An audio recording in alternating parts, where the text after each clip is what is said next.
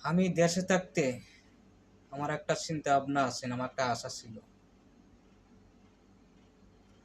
সেই আশাটা আমি বিদেশ যাব।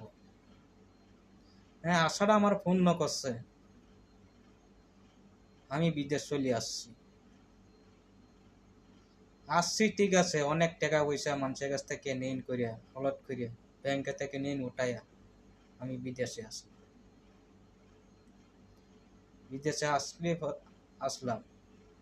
আচ্ছা, এখন বিদেশ চলে আসলাম, এখন নিজে একটা সফলতা করতে পারবো। ভাই, কিসের সফলতা হবো?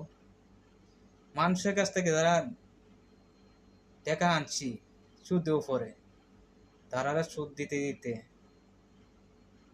জীবন শেষ হয়ে যেতেছে। নিজে ব্যাংকে 1 টাকা তবু সেটা আমার পকেটে থাকে না।